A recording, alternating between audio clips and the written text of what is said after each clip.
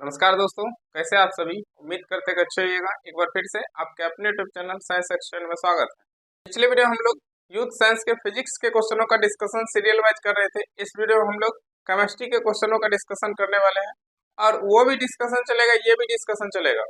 अगर आपको ये वीडियो अच्छा लगता है तो लाइक शेयर सब्सक्राइब कर दीजिएगा। आज हम लोग केमिस्ट्री का फर्स्ट चैप्टर जिसका नाम है पदार्थ, उसी के सारे क्वेश्चनों का डिस्कशन इस वीडियो में करने वाले हैं। तो चलिए शुरू करते हैं। क्वेश्चन शुरू करने से पहले हम लोग पदार्थ के बारे में कुछ जान लेते हैं कि पदार्थ किसे कहते हैं, पदार्थ कितने प्रकार के होते हैं। तो चलिए पदार्थ के बारे में हम लोग पहले जानते हैं कि पदार्थ क्या है। पदार्थ यानी मेटर। पदार्थ पदार्थ उस वस्तु को कहा जाता है जिसमें कुछ न कुछ भार हो और कुछ न कुछ जगह छेदता हो, उसे पदार्थ कहते हैं। जैसे ये बोर्ड को देखिए, बोर्ड कुछ न कुछ स्थान छेका है, इसमें कुछ न कुछ भार है, पदार्थ है। ईंट कुछ न कुछ भार होगा उसमें और कुछ न कुछ जगह छेका होगा, वो क्या है, पदार्थ। दुनिया का हर वो चीज पदार्थ है जिसमें कुछ न कुछ भार होगा और कुछ न कुछ स्थान छेकता होगा, वो क्या होगा, पदार्थ। अब पदार्थ को मुख्य रूप से तीन भागों में बांटा गया है। ठोस, सॉलिड, दूसरा लिक्विड यानी द्रव, और तीसरा गैस। पदार्थ को मुख्य रूप से तीन भागों में बांटा गया, ठोस, द्रव और गैस। ठोस की बात करें तो इसका आकार और आयतन दोनों निश्चित होता है। आकार भी निश्चित होता है और आयतन भी निश्चित होता है। द्रव की बात करें इसका आकार अनिश्चित होता है, यानी अनिश्चित, और आयतन निश्चित होता है। गैस की बात करें तो इसका ना ही आकार निश्चित होता है और ना ही आयतन निश्चित होता है। अब ठोस के कण की बात करें तो ठोस के कण एक दूसरे से बहुत सटे सटे होते हैं। द्रव के कण की बात करें तो ठोस से थोड़ा हटे हटे होते हैं।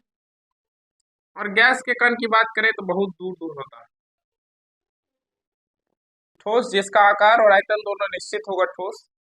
द्रव का केवल आयतन निश्चित होता है और आकार अनिश्चित होता है, द्रव। गैस का दोनों अनिश्चित होता है। ठोस के कण बहुत पास पास होते हैं, द्रव के कण ठोस से ज्यादा दूर होते हैं और गैस के कण सबसे दूर होते हैं। इसके बाद हम लोग बात करते हैं कि पदार्थ के गुण के बारे में बात करते हैं। पदार्थ के पहले गुण के बारे में बात करते हैं, यानी घनत्व। घनत्व की बात करें यानी डेंसिटी, तो सबसे ज्यादा घनत्व किसमें होगा, तो आप इसको देखिए गौर से। घनत्व सबसे ज्यादा घनापन किसमें होगा, तो ठोस में। कहे कि एक कण दूसरे कण से सटा हुआ है तो सबसे ज्यादा घनत्व किसमें होगा, ठोस में। उससे कम किसमें होगा, द्रव में, और उससे कम गैस में।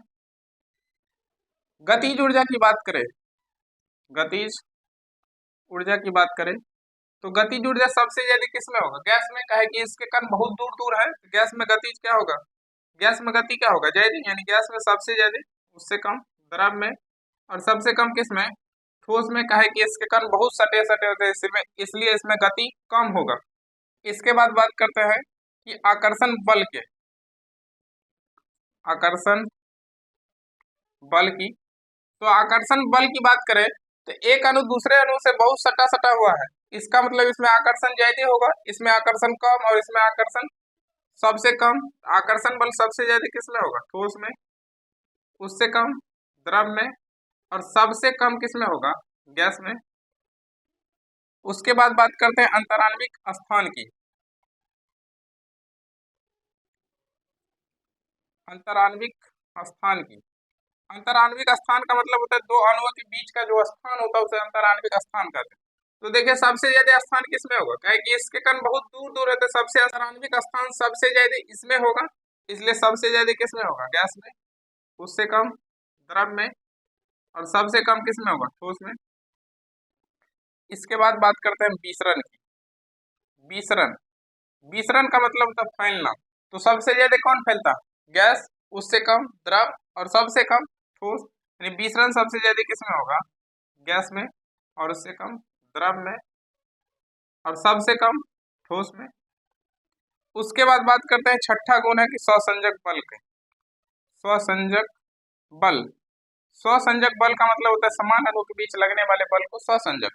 तो समान अणु के बीच लगने वाले बल स्वसंजक, और इसके के बीच जो लगेगा बहुत पास है, तो इसका मतलब स्वसंजक सबसे ज्यादा होगा किसमें?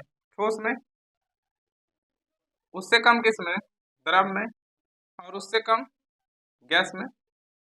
अब देखिए, पदार्थ के गुण की बात करें तो घनत्व सबसे ज्यादा किसमें होगा? ठोस में। उससे कम द्रव में। उससे कम गैस में।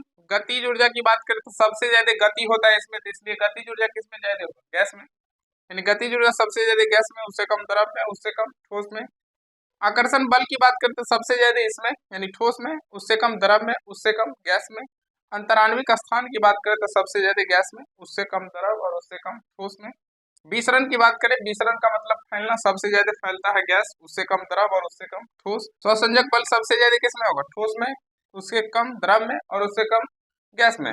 अब पदार्थ की मुख्य रूप से तीन अवस्था है। इस तीन अवस्था को छोड़ करके पदार्थ की दो और अवस्था है। चौथी अवस्था को कहा जाता है प्लाज्मा, प्लाज्मा। और पांचवी अवस्था को कहा जाता है Bose Einstein condensate, Bose Einstein condensate, Bose Einstein condensate. तो पदार्थ के मुख्य रूप से पूछेगा तो आपको तीन अवस्था है, ठोस, द्रव और गैस। और पूछेगा पदार्थ की कितनी अवस्था है, कुल कितनी अवस्था है? पांच। ठोस, द्रव, गैस, यानी तीन और दो कितना? पांच। अब क्वेश्चन पे आ जाइए। क्वेश्चन है कि निम्नलिखित में किसके अणुओं के बीच आकर्षण बल अधिकतम है? तो देखिए, आकर्षण बल की बात करें, आकर्षण बल सबसे ज्यादा किसमें? ठोस में, उससे कम द्रव में और सबसे कम गैस में। और हमसे पूछ रहे हैं सबसे अधिक आकर्षण बल होगा किसमें? ठोस में। देखिए किस ऑप्शन में ठोस है? ऑप्शन डी में। अगला क्वेश्चन है कि पदार्थ के संदर्भ में निम्न में कौन सा कथन सही नहीं है? आपको चार ऑप्शन दिया हुआ, उसमें से आपको पता करना है कि कौन सा कथन सही नहीं है। पहला ऑप्शन है पदार्थ कणों के बीच कोई आकर्षण नहीं होता है। आकर्षण होता है सबसे ज्यादा ठोस में, उससे कम द्रव में और उससे कम गैस में। इसका मतलब यही गलत है। आकर्षण नहीं होता है, आकर्षण होता है। इसका मतलब ये क्या है? गलत। ऑप्शन ए गलत है। और हमसे बोल रहा था कौन सा कथन गलत है, इसका आंसर क्या होगा? Option A. अगला क्वेश्चन है कि ठोस के कणों के संदर्भ में निम्न में से क्या सही है? पहला ऑप्शन है कि वे यादृच्छिक रूप से गतिशील हैं। तो ये ठोस के बारे में बात कर रहे थे, ठोस के कण बहुत पास पास होते हैं और ठोस में गति नहीं होता है। इसका मतलब ये क्या है? गलत है। दूसरा है कि उनके बीच बड़े अंतराल होते हैं। ठोस के बीच बड़े अंतराल नहीं, बहुत कम अंतराल होता है। इसका मतलब ये भी गलत है। तीसरा है कि व्यवस्थित तरीके से विन्यासित होते हैं, यानी व्यवस्थित तरीके से विन्यासित होते हैं। ये ठीक है कि व्यवस्थित तरीके से विन्यासित होते हैं, ये सही है। इसका मतलब कौन सा सही है? Option C. ऑप्शन डी को भी पढ़ लीजिए। ऑप्शन डी है कि उनमें न्यूनतम आकर्षण होता है, सबसे ज्यादा आकर्षण होता है। इसका मतलब तीन ऑप्शन गलत है और एक ऑप्शन सही है। ऑप्शन सी क्या है? सही है। अगला क्वेश्चन है कि अभी तक वैज्ञानिकों द्वारा पदार्थ की कितनी अवस्था तय की गई है? पदार्थ की कुल अवस्था पूछ रहा है, इसलिए कितना? पांच। और मुख्य रूप से बोलता तो कितना? तीन। यानी इसका आंसर क्या होगा? पांच, ऑप्शन बी। अगला क्वेश्चन है कि नीचे दी गई आकृति से क्या अनुमान नहीं लगाया जा सकता है? आपको चार फिगर दिया हुआ, उसमें से देख कर क्या अनुमान लगाइए कि क्या नहीं लगा सकते अनुमान। पहला ऑप्शन है कि पदार्थ की चारों अवस्था की आणविक व्यवस्था देखी जा सकती है, जो कि आपको दिख रहा है। इसका मतलब ये क्या है? सही है। और हमसे पूछ रहा है कि क्या अनुमान नहीं लगाया जा सकता है। पहला ऑप्शन सही है। दूसरा पढ़िए, पदार्थ एक तरल पदार्थ है जो शरीर की सभी कोशिकाओं में मौजूद होता है। तीसरा ऑप्शन है यह आकृति पदार्थ की चौथी अवस्था अर्थात प्लाज्मा अवस्था को प्रदर्शित करता है। तो पदार्थ की चौथी अवस्था प्लाज्मा अवस्था को प्रदर्शित करता है, ये भी सही है। अगला ऑप्शन है यह आकृति पदार्थ की विभिन्न अवस्थाओं के बारे में जानकारी देता है, देवे करता है, ठोस, द्रव और गैस, यानी विभिन्न अवस्थाओं के बारे में जानकारी देता है। इसका मतलब पहला भी सही है, तीसरा भी सही है, चौथा भी सही है। और एक बी ऑप्शन है कि प्लाज्मा एक तरल पदार्थ है जो शरीर के सभी कोशिकाओं में मौजूद होता है। शरीर की सभी कोशिकाओं में मौजूद होता है। वो बायोलॉजी वाला प्लाज्मा अलग है और केमिस्ट्री का प्लाज्मा अलग होता है। इसका मतलब ये आंसर क्या होगा? गलत है। यानी इसके बारे में अनुमान नहीं लगाया जा सकता है। Option B. अगला क्वेश्चन है कि डैश में विसरण अधिकतम तीव्रता से होता है। तो विसरण की बात करें तो अभी हम आपको बताएं कि विसरण सबसे ज्यादा किस में होता है? विसरण सबसे ज्यादा गैस में होगा, कहे कि फैलता सबसे ज्यादा गैस है, उससे कम द्रव। और सबसे कम कौन फैलता है? ठोस। यानी सबसे ज्यादा विसरण किस में होगा? गैस में। देख लीजिए किस ऑप्शन में है गैस। Option C. अगला क्वेश्चन है कि निम्नलिखित में कौन सा कथन गलत है? आपको चार ऑप्शन दिया हुआ और उसमें से बताना है कि कौन सा कथन गलत है। पहला ऑप्शन है कि पदार्थ के कण स्थिर अवस्था में होते हैं। पदार्थ के कण गति अवस्था में होते हैं, ना कि स्थिर अवस्था में, इसलिए यह आंसर क्या है, गलत। और हमसे पूछ रहा था कि क्या कौन सा कथन गलत है, इसलिए यह आंसर क्या होगा, इसका सही होगा ऑप्शन ए। अब अगला ऑप्शन को पढ़िए, पदार्थ के कण बहुत छोटे होते हैं, यह ऑप्शन सही है। अगला ऑप्शन है कि पदार्थ के कण एक दूसरे को आकर्षित करते हैं, यह भी सही है। चौथा ऑप्शन है कि पदार्थ के कणों के बीच रिक्त स्थान होते हैं, तो पदार्थ के कणों के बीच रिक्त स्थान होते हैं, यह भी सही है। पहला ऑप्शन क्या है, गलत है। इसका आंसर क्या होगा, ऑप्शन ए। अगला क्वेश्चन है कि डैश एक शुद्ध पदार्थ है। अब देखिए, पदार्थ को रासायनिक वर्गीकरण के आधार पर और भागों में बांटा गया है। पदार्थ को रासायनिक वर्गीकरण के आधार पर और भागों में बांटा गया है। एक शुद्ध पदार्थ, शुद्ध पदार्थ, और दूसरा अशुद्ध पदार्थ, अशुद्ध पदार्थ। शुद्ध पदार्थ में आता है तत्व और यौगिक, तत्व और यौगिक। अशुद्ध पदार्थ में आता है मिश्रण। अब तत्व की बात करें तो तत्व अकेले होगा, अकेले होगा, और सूत्र होगा, सूत्र होगा, तत्व होगा। और यौगिक किसी के साथ होगा, किसी के साथ होगा, और सूत्र होगा, यौगिक होगा। और मिश्रण की बात करें तो मिश्रण का कोई सूत्र नहीं होता, यानी कोई सूत्र नहीं होता है। अब इसके एग्जाम्पल की बात करें तो जैसे हाइड्रोजन अकेले है और सूत्र है, क्या होगा, तत्व। नाइट्रोजन यौगिक की बात करें तो किसी के साथ होगा और सूत्र होगा, जैसे H2O, देखिए किसी के साथ है, हाइड्रोजन और ऑक्सीजन दोनों साथ है, और इसका सूत्र है, क्या होगा, यौगिक। इसके बाद NO2 किसी के साथ है और इसका सूत्र होगा, क्या होगा, यौगिक। जैसे HNO3, देखिए इसका सूत्र है, और हाइड्रोजन, नाइट्रोजन, ऑक्सीजन सब मिला हुआ, इसका क्या है, सूत्र है, तो क्या होगा, यौगिक। मिश्रण की बात करें तो इसका कोई सूत्र नहीं होता, जैसे दूध का फॉर्मूला सुने आज तक, वायु का सुने हैं, तो दूध क्या होगा, मिश्रण, और वायु क्या होगा, मिश्रण, और मिश्रण में क्या, अशुद्ध पदार्थ। अब क्वेश्चन है कि डैश एक शुद्ध पदार्थ है। शुद्ध पदार्थ की बात करें तो शुद्ध पदार्थ में आता है तत्व और यौगिक। अकेले होगा, सूत्र होगा तो तत्व होगा, किसी के साथ होगा, सूत्र होगा तो क्या होगा, यौगिक। अब पहला ऑप्शन है चीनी का घोल। चीनी का घोल का कोई फॉर्मूला नहीं होता, और चीनी का घोल का कोई फॉर्मूला नहीं होगा, क्या होगा, मिश्रण, और मिश्रण में क्या, अशुद्ध पदार्थ। दूसरा ऑप्शन है मीथेन। मीथेन की बात करें तो मीथेन का फॉर्मूला होता है CH4। अब मीथेन का फॉर्मूला होता है CH4। अब देखिए किसी के साथ है, और जब किसी के साथ होगा और सूत्र होगा तो क्या होगा, यौगिक, और यौगिक होगा तो क्या होगा, शुद्ध पदार्थ। यानी मीथेन क्या है, शुद्ध पदार्थ। ऑप्शन बी सही है। अगला ऑप्शन है दूध।